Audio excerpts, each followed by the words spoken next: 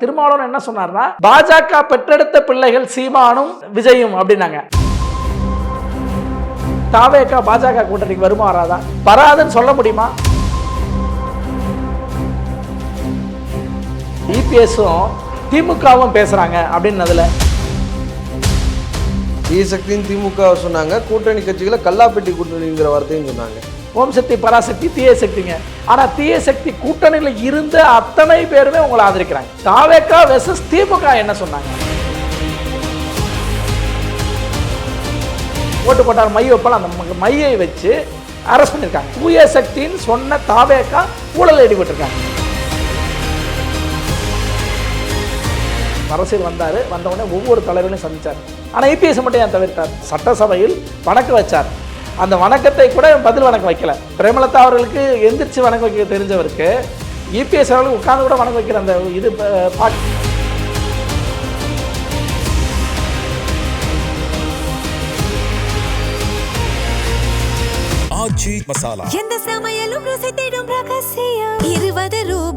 Periyar Maniammai Institute of Science and Technology, Tanjavur. BTech Biotechnology with specialization in computer science and biology. Red நூல் தமிழ் நேயர்கள் அனைவருக்கும் வணக்கம். இன்று நாம் சந்திக்க போகும் சிறப்பு விருந்தினர் மூத்த பத்திரிகையாளர் திரு ராஜா ஸ்டாலின் அவர்கள். சார் வணக்கம். வணக்கம். அதிமுக கட்சி ஆரம்பித்த 51 ஆண்டுகளில் கிட்டத்தட்ட 54 ஆண்டுகள் நம்ம எடுத்துக்கலாம். 32 ஆண்டுகள் தமிழ்நாட்டை ஆண்ட கட்சி அதிமுக. பல முதலமைச்சர்கள் அந்த கட்சியிலேருந்து வந்திருக்காங்க. மறைந்த எம்ஜிஆராக இருக்கட்டும், ஜானகியாக இருக்கட்டும், ஜெயலலிதா அவர்களாக இருக்கட்டும், எடப்பாடி, ஓபிஎஸ், இப்படி 5 முதலமைச்சர்களை கொண்ட கட்சி அது. இப்போ செங்குத்தா பிளவுபட்டிருக்குங்கிற ஒரு கருத்து வருது. என்ன நடக்குது அதிமுகவில்? இல்லைங்க, அதாவது ஒவ்வொரு தோல்வியாகும் போதும் ஒரு சிலர் போவாங்க. கணிசமாக அது அம்மா பிரசில அம்மா காலத்துலேருந்து எம்ஜிஆர் காலத்துலேருந்து போயிட்டு இருப்பாங்க. ஆனால் இந்த முறை கொஞ்சம் அதிகமாக இருக்குது. அதுக்கு என்னென்னா, அந்த கரிஸ்மெட்டிக் லீடர் அப்படின்னு சொல்கிற நம்ம புரட்சி தலைவரும் பிரசில அம்மா அவர்களும் இல்லாததுனால இன்றைக்கி இபிஎஸ் மேலே மிகப்பெரிய அளவுக்கு ஒரு பழி சுமத்துறாங்க. ஏன்னா நம்ம தோல்வியை சந்தித்தது இல்லையானா 96இல் 4 எம்எல்ஏ தான் ஜெயிச்சிருந்தோம். வெறும் 4 எம்எல்ஏ தான். அப்போ அந்த காலத்திலலாம் இந்த மாதிரி இருந்துச்சா? ஆனால் சிவி சண்முகமே இருக்கட்டுமே, இப்போ ரிபலியனாக திரும்ப இருக்கக்கூடிய சிவி சண்முகம் என்ன சொல்கிறாருன்னா, 96ல் தோத்தமா? ஆமாம் தோத்தோம். ஆனால் 98ல் நாங்கள் மீண்டு எழுந்து வந்தோம். கிட்டத்தட்ட ஒரு 18 எம்பிஸை நம்ம அதிமுக மட்டுமே வச்சுருந்தோம். ஆனால் 2019 எலெக்ஷனாக இருக்கட்டும், 21 இருக்கட்டும், 24 இருக்கட்டும், ஏன் இப்போ 26 இருக்கட்டும், எல்லாத்துலேயுமே தொடர்ந்து தோல்வியை சந்திச்சுட்டு வர்றோம். காங்கிரஸ் கட்சி ஏறத்தாழ ராகுல் காந்தி பொறுப்பேற்று 10 வருஷத்துக்கிட்ட ஆகிப்போச்சு. ஏறத்தாழ 3 முறை மத்திய அரசாங்கத்தை ஆள முடியாமல் போயிடுச்சு.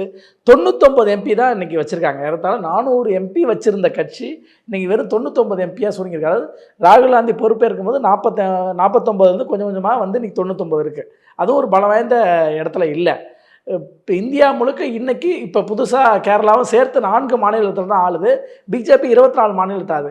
ஆனால் இதையெல்லாம் தோல்வி என்று பேசாதவர்கள், இன்னும் சொல்லப்போனால் காங்கிரஸ் இந்த முறை 5 சீட்டு தான் ஜெயிச்சு 18 எம்எல்ஏ வச்சிருந்த கட்சி 5 எம்எல்ஏ வச்சிருக்கிறாங்க.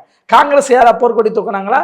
வரவேற்கிறாங்க. இந்த 5 இருந்தாலும் நம்ம கூட்டணியோட இருக்கோம், இன்னைக்கு கூட்டணியில் இருக்கிறனால அமைச்சரவையில் இடம் கிடைக்கும் அப்படின்னு சந்தோஷமாக இருக்கிறாங்க. ஆனால் இங்கே என்ன நிலைமை? எங்கள் அரசியலில் சூழல் மாறிக்கிட்டே இருக்குங்க. நாளைக்கு தாவேகா பாஜக கூட்டணிக்கு வருமா வராதா? வராதுன்னு சொல்ல முடியுமா? அல்லது தாவேகா திமுக கொள்கை எதிரின்னு சொல்றாங்க, அப்புறம் எப்படி போவாங்க? அரசியல் எதிரின்னு சொல்றாங்க. கொள்கையை நீங்க நேத்து தேர்தலுக்கு முத நாள் வரைக்கும் காங்கிரஸ் எதிர்த்தீங்க. உங்க தாவேகா வேட்பாளர் நான் என்ன சொல்றேன், இப்ப மேடம் லீமா ரோஸ் இருக்கிறாங்க. லீமா ரோஸ் மேடத்தை எதிர்த்து போட்டிட்டது கூப்பா கிருஷ்ணன். கூப்பா கிருஷ்ணன் யார? லீமா ரோஸ் மேடத்தை சொன்னாங்களா? ஆனால் மேடம் ஜெயிச்சு என்ன பண்ணாங்க? ஆதரிக்கிறேன்னு சொல்கிறாங்க. சரி, இது ஒரு பக்கம். அதே போல் இவங்களை விட்டுருங்க, நேரடியாக இப்போ அதிமுக தாவேக்கா விட்டுருங்க. தாவேக்கா வெர்சஸ் திமுக என்ன சொன்னாங்க? ஓம் சக்தி பராசக்தி தீய சக்திங்க. ஆனால் தீய சக்தி கூட்டணியில் இருந்த அத்தனை பேருமே உங்களை ஆதரிக்கிறாங்க. தீய சக்தின்னு திமுக சொன்னாங்க, கூட்டணி கட்சிகளை கல்லாப்பெட்டி கூட்டணிங்கிற வார்த்தையும் சொன்னாங்க.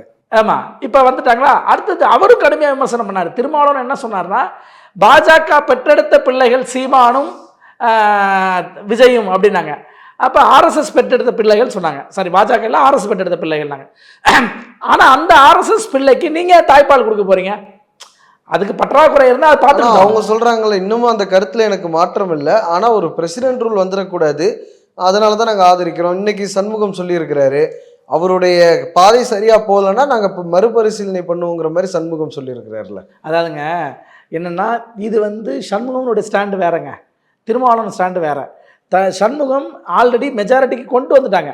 அவங்க வந்து அதிமுக ஆதரவை விஜய் கேட்டாரா, அந்த கட்சியிலேருந்து அதிகாரப்பூர்வமாக யாரோ ஆதவர்ஜுனா சிட்டி நிர்மல்குமார் யாராவது ஒரு அறிக்கை கொடுத்தாங்களா, எங்களுக்கு ஆதரவு தாங்க, குடியரசுத் தலைவர் ஆட்சி வரக்கூடாது, நாம் தமிழ்நாட்டை பொறுத்தவரை நம்ம ஒற்றுமையாக மத்திய அரசாங்கத்திலும் நம்ம அணுகணும்? அவங்க ஆதரவு தெரிவிக்கல. ஆனால் முதல் நாளே வந்து ஆதவர்ஜுனாவுடைய மாமியார் லீமா ரோஸ் அவர்கள், லால்குடி சட்டமன்ற உறுப்பினர் அவர்கள் சொன்னாங்க, தாவேக்காக்கு அதிமுகவுக்கு ஒரு பேச்சுவார்த்தை நடந்துட்டு இருக்கு அப்படிங்கிறத சொன்னாங்க. இல்லை, அது அவர்கள் சொன்னது மறுப்பில்லை, அவர் சொன்னார்கள் தான், அவருடைய விருப்பம் அது, அது அவருடைய விருப்பம். ஆனால் கட்சியுடைய நிலைப்பாடு அது கிடையாது.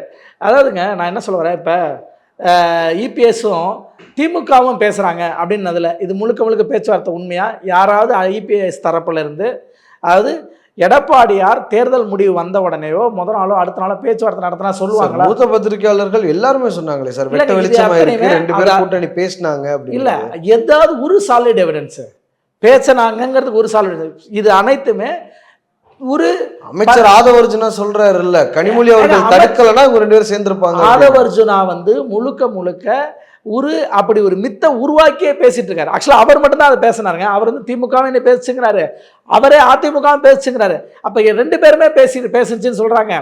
அதாவது திமுக எங்கிட்டையும் பேசுச்சு, திமுக அதிமுக கிட்ட பேசுச்சு, அதாவது தாவேகா கிட்ட 2 பேருமே பேசுனாங்களாம், திமுக அதிமுக பேசுனாங்களாம். அப்புறம் அவங்க 2 பேரும் பேசிக்கிட்டாங்களாம், திமுகவும் அதிமுக நம்ம முதலமைச்சர் வர்றதுக்கு, அது இபிஎஸ் முதல்வர் வராரு, உதயநிதி வந்து துணை முதல்வர் வராருன்னு அப்படின்னு ஆதவர்ஜுனா தான் சொன்னார்.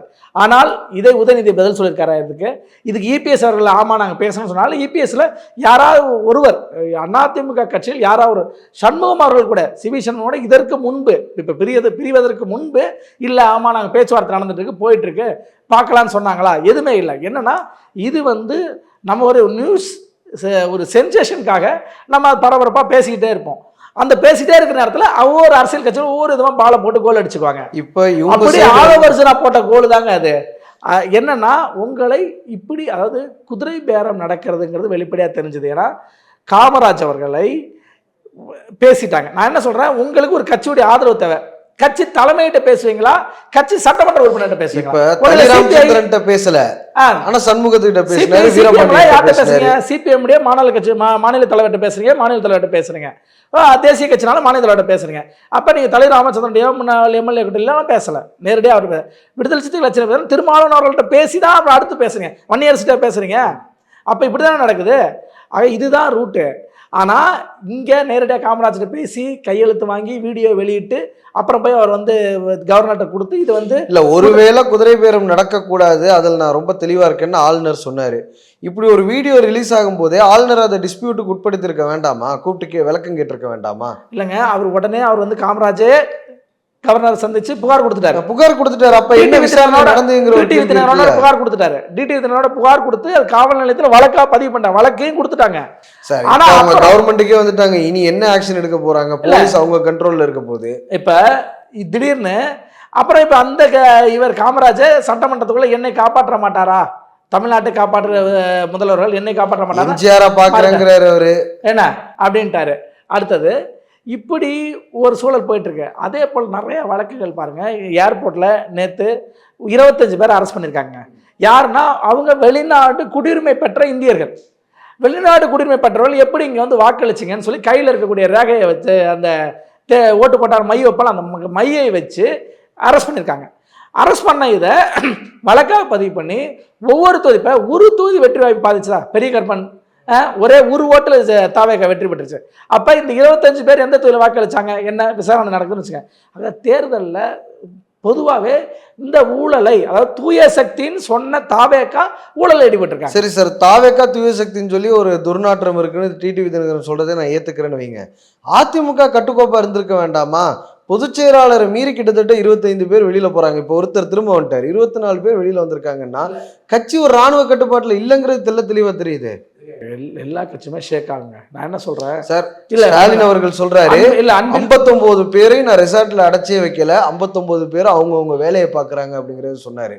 ஆனா இபிஎஸ் அவர்கள் முதல் நாளே கொண்டு போய் பாண்டிச்சேரியில் வச்சாரு. அப்படி இருந்துமே ஒரு 24 பேர் வெளியில போறாங்களே, எங்களுக்கு இபிஎஸ் வேண்டாம் அப்படின்னு சொல்லி. அதாவதுங்க, நீங்கள் புதுசில் அம்மா அவர்களும் எம்ஜிஆர் அவர்களுக்கும் இருக்கக்கூடிய அதிகார பலத்தில் இபிஎஸ் அவர்கள் இல்லை, அது உண்மைதான், நம்ம அதை மறுப்பதற்கு இல்லை. ஆனால் அவர் இப்படி இருக்கிற கட்டத்திலே 24 பேர் அவங்க கூட்டிட்டு போகிறாங்க. இந்த பேச்சுவார்த்தை நடக்குது. காமராஜ் வந்து பார்த்து டிடிவி தினகரனை பார்த்து ப்ரெஸ்ஸில் பத்திரிகையில் பேட்டி கொடுத்துட்டு சட்டமன்றத்தில் போய் இது ஆதரித்து விஜய்க்கு ஓட்டு போடுறாரு. இப்படிலாம் இருக்கு. ஆக இது இன்னும் ஸ்டாலினை போல ஏன் இல்லை அப்படின்னா அந்த இடத்துல இருக்க சூழல் வேற. அவங்களுக்கு வந்து அவங்க தான் ஆக்சுவலாக லாஸ் பண்ணியிருக்காங்க. ஏன்னா அவங்க ஆட்சி அதிகாரத்தில் இருந்தாங்க. 133 எம்எல்ஏக்கள் இருந்து குறைஞ்சி 59 வந்திருக்காங்க. ஆனால் ஸ்டாலினுக்கு எதிராக எந்த பேச்சுவார்த்தை இல்லை. அவரே தான் சொல்கிறாரு. என்ன சொல்கிறாருன்னா, நான் வெற்றி பெற்றப்ப என்னை தான் எல்லாரும் உங்களால் தான் வெற்றி பெற்றேன்னு சொன்னீங்க, தோல்வி அடையும் போது என்னால் தான் நானே அந்த பொறுப்பை ஏற்றுக்கிறேன். இருந்தால் நீங்கள் வந்து மிகப்பெரிய பின்னடைவு தான், அதை நம்ம ஏற்றுக்கணுங்கிறதெல்லாம் வீடியோவில் சொல்லி ஆலோசனை சொல்லுங்க. ஒவ்வொரு கட்சி நிர்வாகிகளும் சொல்லலாம். ஒரு வெப்சைட்டே ஓப்பன் பண்ணி அதில் வந்து எனக்கு சொல்லுங்கள், நீங்கள் பேசி போடலாம். அதில் எழுதி நீங்கள் புகைப்படம் எடுத்து போடுங்க. நான் உங்கள் கருத்துக்களை ஏற்றுக்கிட்டு அதாவது மாற்றங்களை கொண்டு வர்றேன்னு சொல்கிறார். இது ஒரு ஆரோக்கியமான அரசியலுங்க. இப்போ இந்த ஆரோக்கியமான அரசியல் எடப்பாடி செய்வார். ஆனால் செய்வதற்குள்ளாகவே இவர்கள் ஒவ்வொருதான் அணி திரட்ட ஆரம்பிச்சிட்டாங்க. தாவேக்கா என்பது ஒவ்வொருத்தரையும் கூப்பிட ஆரம்பிச்சிட்டாங்க. இல்லை 32ங்கிற ஒரு மேஜிக் நம்பர் வேணும் சார். ஆன்டி டிஃபெக்ஷன் லால நம்ம வரக்கூடாது அப்படின்னா 32ங்கிற நம்பர் வேணும் எஸ்பி வேலுமணி தரப்பினருக்குமே. வெறும் 25 பேர் போயிட்டு நாங்கள் மினிஸ்டர் பதவி தரோன்னு சொல்லும் போது அவங்களும் ஒரு கால்குலேட்டிவ் ரிஸ்க் எடுக்கிறாங்களோ, பரவாயில்ல சபாநாயகரை வச்சு நம்ம பார்த்துக்கலாம் அப்படின்னு. இல்லைங்க, அதாவது என்ன பார்த்துக்கலாம்னா சபாநாயகர் இதை தள்ளி போடுவாங்க. கொஞ்ச நாள் தள்ளி போவோம். ஒரு 6 மாசமா 1 வருஷமா அந்த பதவியில் நீடிச்சுக்கிட்டே இருப்பாங்க. அப்புறம் ஒரு 6 மாதம் 1 வருஷம் வேறு சூழல் மாறும் இல்லையா? மாறும்போது ஒருவேளை நாளைக்கு விஜயே கூட என்னடா அது கூட்டணி இவ்வளோ குறைச்சலாக இருக்குது, நம்மளே கூட இந்த ஆட்சியை வேணான்னு சொல்லிட்டு போனேன், ஆட்சியை முன்கூட்டியே கலைச்சி தேர்தல் சந்திக்கலாம். விசிகா நெருக்கடி கொடுக்குறாங்க, அவர்கள் நீங்க சேர்த்துக்க கூடாது அப்படின்னு விசிகா ரவிக்குமார் சொல்றாரு. அதாவது அதிமுக இந்த டீம் வருது 20 பேருக்கு மேலே வர்றாங்கும் போது விசிகாவோட ஆதரவு அவங்க எதிர்பார்க்க மாட்டாங்க பெருசா. ஆனால் என்ன நடக்கும்னா எப்பயுமே வந்து இந்த 2 சீட்டு 4 சீட்டு வச்சுருக்கோம்னா பெருசாக அவங்க இது பண்ண வேண்டாம். கம்யூனிஸ்ட் கட்சி இப்போ என்ன வெளியிலேருந்து ஆதரவுங்கிறாங்க, நாளைக்கு டப்புன்னு ஏதாவது ஒரு நிலைப்பாட்டில் வெளியே போயிடுறாங்கன்னா என்ன பண்ணுவீங்க? நாளைக்கு பாஜக குறித்து ஏதாவது போல்டா பேசலன்னா அவங்க பின்வாங்குவதற்கான வாய்ப்பு என்ன வேணாலும் செய்வாங்க. டப்புன்னு நாளைக்கு ஒரு ஒப்பந்தம் வருது, அமெரிக்கா ஒப்பந்தம் வருது, ஏதாவது ஒரு ஒப்பந்தம் வருது, அதில் வந்து கையெழுத்து போடுறாங்க, இந்தியா கையெழுத்து போடுறது, தமிழ்நாடு அரசாங்கம் எதிர்ப்பு தெரிவிக்கல, அதுதான் காரணம் நாங்கள் வெளியே போறேன். 1 2 3 அமெரிக்கா ஒப்பந்தம் வரும்போது அவங்களோட பிரச்சனை. காங்கிரஸை வெளியில இருந்து ஆதரித்த கம்யூனிஸ்ட் கட்சி அப்ப பிரச்சனை பண்ணாங்க அணுசக்தி ஒப்பந்தத்தில். என்ன அப்ப நான் சொல்றது ஒரு 10-15 ஆண்டுகளுக்கு 20 வருஷத்துக்கு முன்னாடி வெளியிலிருந்து அப்ப 57 எம்பி வச்சிருந்தாங்க. அதாவது சிபிஎம் வந்து 47ம் சிபிஐ இந்திய கம்யூனிஸ்ட் கட்சியோட 10ம் சேர்த்து 57. கேரளா வெஸ்ட் பெங்கால் வந்து அவங்க ஸ்வீப் பண்ணாங்க சார். அப்ப அதனால அந்த கணிசமான எண்ணிக்கை இருந்துச்சு. அப்ப காங்கிரஸ் கட்சி ஆள்வதற்கு எதிரெதிர் கட்சியாகவே இருந்தாலும் பாஜக ஆளக்கூடாதுங்கிற இதே இப்ப சொல்ற அதே மாதிரியான காரணத்தை சொல்லிக்கிட்டு அவங்க ஆதரிச்சாங்க. ஓகே, வெளியிலேருந்து ஆதரவு கொடுத்தாங்க. அது போல இன்னைக்கு அதே வெளியிலேருந்து இங்கே ஆதரிக்கிறாங்க. ஆனால் நாளைக்கு நிலைப்பாடு மாறும். ஆக விஜயுடைய மனசில் இருப்பதும் அல்லது அவர்கள் கட்சியை இருக்கக்கூடிய முன்னணி தலைவர்களுடைய மனசில் இருப்பதும் நீங்கள் கம்யூனிஸ்ட் கட்சியை நம்பியோ விடுதலை சிறுத்தைகளை நம்பியோ பயணிக்க முடியாது. ஏன்னா உங்களுக்கு நல்லா தெரியும் இந்த விஷயத்துல தான் கலைஞர் கருணாநிதி 77லேருந்து 89 வரைக்கும் ஆட்சிக்கே வரலை. 2ஆம் கட்ட தலைவர்கள் எல்லாரும் போனாங்க. சத்தியவாணி முத்து போனாங்க, நெடுஞ்செழியன் போனார், எல்லாரும் தான் போனாங்க அதிமுகவுக்கு. அப்படி இருக்கும் பொழுது கூட கட்சி கட்டுக்கோப்பா இருந்திருக்குது அந்த 12 வருஷம். எல்லா இடத்தையும் கட்சியில ஒருத்தர் மாறி இங்க ஆனா அப்படி இருக்குல்ல. மாவட்ட செயலாளர்களே நிறைய பேர் எடப்பாடிக்கு எதிராக திரும்பி இருக்காங்கிறத நம்ம பார்க்க முடியுது இல்ல. இப்ப அதிமுகலையும் திமுகலையுமே வெளியே போகிறது இயல்பான ஒன்று தாங்க. காங்கிரஸ் கட்சியில் நடக்கலையாங்க.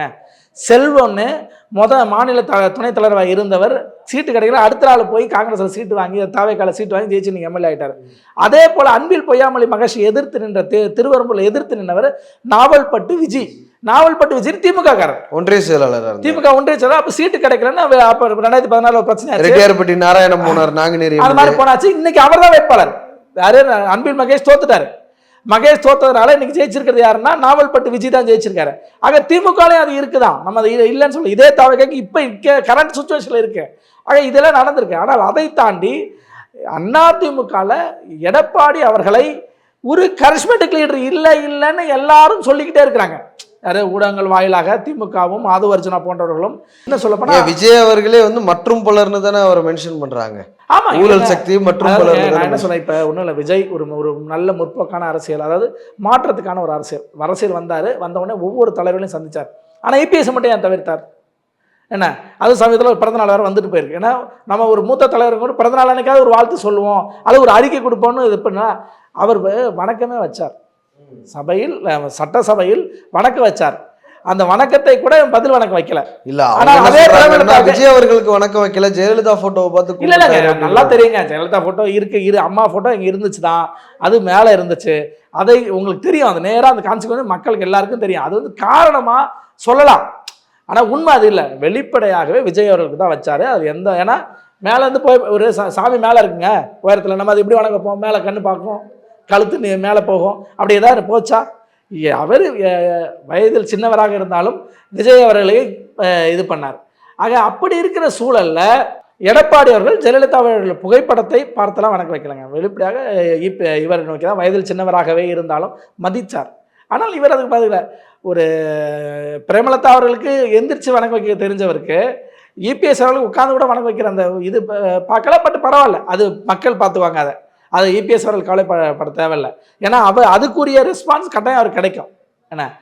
ஆனால் அதை தாண்டி நீங்கள் இப்போ இன்னைக்கு போகிறாங்கல்ல, இன்னைக்கு தாவேக்காவை ஆதரிக்கிறேன்னு சொல்லக்கூடிய சிவி சண்முகம், எஸ்பி வேலுமணி போன்றவர்களுடைய தரப்பு என்ன பண்ணுன்னா, நாளைக்கு ஒரு பிரச்சனை, நாளைக்கு அமைச்சரவையில் இத்தனை சீட்டு, இந்த அமைச்சரவை எனக்கு வேணும், இது தரலை, அல்லது வாரியத்தில் இத்தனைனா, ஒருவேளை அமைச்சரவைக்கு இன்னும் மினிஸ்டர்ஸ்க்கு வந்து போர்ட்ஃபோலியோ இன்னும் அலாட் பண்ணலை, அது காரணம் கூட ஒருவேளை அதிமுக தரப்புல இருந்து அமைச்சராக சில பேர் பதவி ஏற்கலாம் அப்படிங்கிற ஒரு கட்டாயங்க. 8 அமைச்சர்கள் வருவாங்கன்னு சொல்றாங்க, 10க்கு மேற்பட்ட வாரிய தலைவர்களாக போடுவாங்கன்னு சொல்றாங்க. இதெல்லாம் பேசி தான் கூட்டு போயிருக்காங்க. ஆக இது நடக்க தான் போகுது. நான் என்ன சொல்கிறேன், நீங்க பழைய கட்சிகள் விட. ரொம்ப நன்றி சார், நேரங்களுக்காக நேரம் தந்து நேர்காணல் அளித்ததற்கு மிக்க நன்றிங்க. ஆச்சி மசாலா எந்த சமையலும் ருசி தேடும் ரகசியம் 20 ரூபாய். Periyar Maniammai Institute of Science and Technology, Tanjavur. BTech Biotechnology with specialization in computer science and biology.